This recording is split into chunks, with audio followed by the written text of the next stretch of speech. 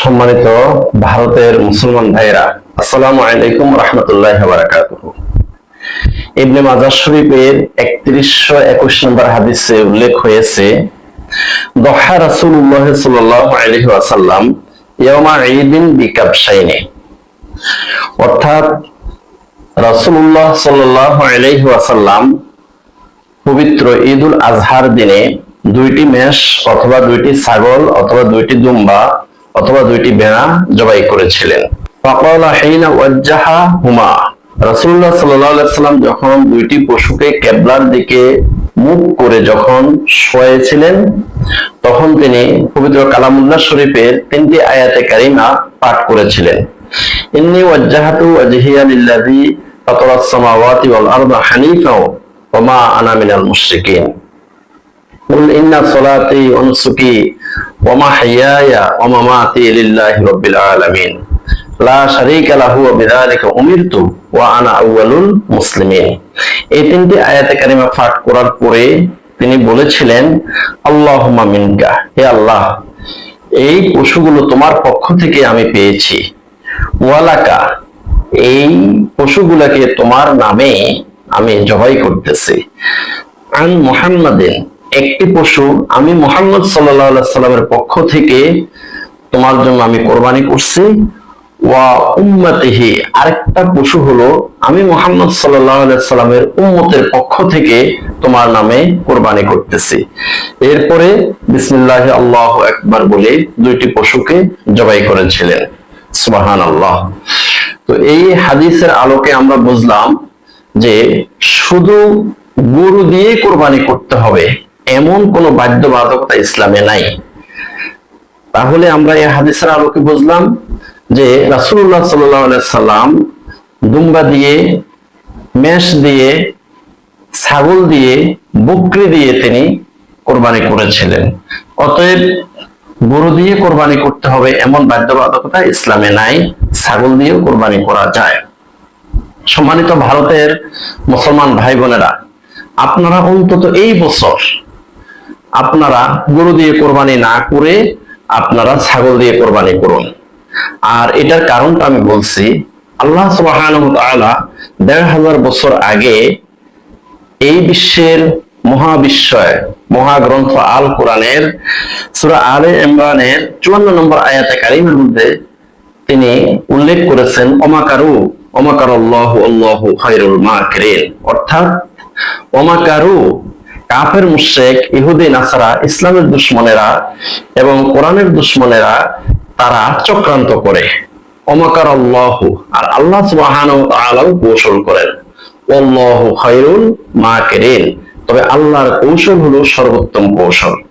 সুবহানাল্লাহ। সম্মানিত ভারতের মুসলমান ভাইরা, আল্লাহ রাব্বুল আলামিন এই সূরা আলে ইমরানের ৫৪ নম্বর আয়াতে কারিমের মধ্যে যে মেসেজটা দিয়েছেন সেটা আমি আজকে এখানে উল্লেখ করব।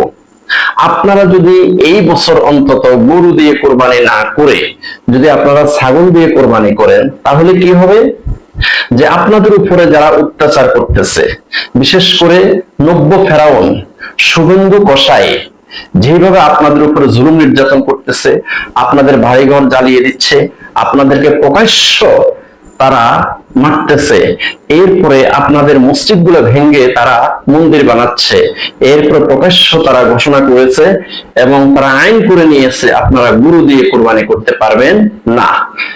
সম্মানিত ভারতের মুসলমান ভাইরা, আপনারা যদি এই বছর অন্তত গরু দিয়ে কোরবানি না করে ছাগল দিয়ে কোরবানি করেন, তাহলে কি হবে যে এই শুভেন্দু কসাইকে, এই নব্য ফেরাউন শুভেন্দু কসাইকে আপনারা মারতে হবে না, তাকে আপনারা পদচ্যুত করতে হবে না, তার মসনদকে আপনারা ভেঙে ছুঁড়ে চুরমার করতে হবে না। ওই ভারতের হিন্দুরাই, অর্থাৎ ভারতে যারা গরু ব্যবসায়ী হিন্দু আছে এবং যে সমস্ত হিন্দু ভাই বোনেরা গরু লালন পালন করে, যে কোরবানের সময় মুসলমান ভাইয়েরা, মুসলমান বোনেরা আমাদের গরু কিনবে, আমরা কিছু লাভবান হব, আমরা স্বাবলম্বী হব, এই আশায় ভারতের যে সমস্ত হিন্দু ভাই বোনেরা গরু লালন পালন করে এবং যারা গরু ব্যবসায়ী, ওই হিন্দুরাই এই নব্য ফেরাউন শুভেন্দু কসাইকে তারাই জবাই করবে। এই ভারতের হিন্দুরাই এই শুভেন্দু কসাইয়ের, এই 90 ফেরাউন শুভেন্দু কসাইয়ের মসনদকে তছনছ করে খান খান করে ফেলবে। আপনারা কিছুই করতে হবে না, আপনারা এই শুভেন্দু কসাইয়ের বিরুদ্ধে মিছিলও করতে হবে না, মিটিংও করতে হবে না, কিছুই করতে হবে না। ভারতের যে সমস্ত হিন্দুদের পক্ষ নিয়া, হিন্দুত্ববাদের পক্ষ নিয়া, নরেন্দ্র মোদীর পক্ষ নিয়া যে 90 ফেরাউন এই শুভেন্দু কসাই আপনাদের উপর অত্যাচার করতেছে, জুলুম করতেছে, নির্যাতন করতেছে, বাড়িঘর পোড়াই দিচ্ছে, আপনাদেরকে প্রকাশ্য সে জুলুম নির্যাতন করে সে প্রকাশ্য হত্যা করতেছে এবং গরু দিয়ে কোরবানি করার জন্য নিষেধাজ্ঞা আরোপ করেছে। এই শুভেন্দু কসাইকে মুসলমানরা মারতে হবে না, মুসলমান ভাই বোনেরা আপনারা তার বিরুদ্ধে একটা মিছিলও করতে হবে না। ওমাকারু ওমাকারাল্লাহু আল্লাহু খায়রুল মাকিরিন।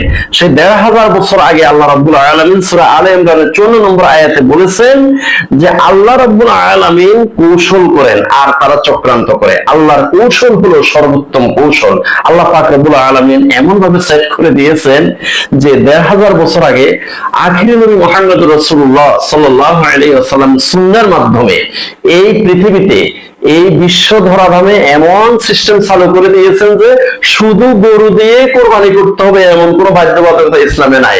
স্বয়ং রাসূলুল্লাহ সাল্লাল্লাহু আলাইহি ওয়াসাল্লাম নিজেও ছাগল দিয়ে কোরবানি দিয়েছেন। অতএব এই শুভেন্দু কসাই তো জানে না আল্লাহর কৌশল যে কত বড় কৌশল। তারা যত চক্রান্ত করুক না কেন ইসলামকে দমিয়ে রাখতে পারবে না। অতএব আপনারা অন্তত এই বছর যদি গরু দিয়ে কোরবানি না করে ছাগল দিয়ে কোরবানি করেন, তাহলে দেখবেন ভারতের যে সমস্ত হিন্দু ভাই বোনেরা গরু লালন পালন করে কিছু লাভবান হওয়ার জন্য, স্বাবলম্বী হওয়ার জন্য এবং ব্যবসায়িক উদ্দেশ্যে ওই সমস্ত হিন্দুরাই রাজপথে নেমে এই শুভেন্দু কসাইয়ের, এই 90 ফেরাউন শুভেন্দু কসাইয়ের মসনদকে তছনছ করে খান খান করে ফেলবে এবং তাকে প্রকাশ্য রাজপথে কুফাইয়া কুফাইয়া তারা টুকরা টুকরা করবে। তো এই জন্য আমি দুহাতে করজোড় করে আপনাদেরকে অনুরোধ করছি, সম্মানিত ভারতের মুমিন মুসলমান ভাইয়েরা, আপনারা অন্তত এই বছর গরু দিয়ে কোরবানি না করে ছাগল দিয়ে কোরবানি করেন। দেখবেন আল্লাহর কৌশল কত বড় মহা কৌশল। আল্লাহর কৌশল হলো সর্বোত্তম কৌশল।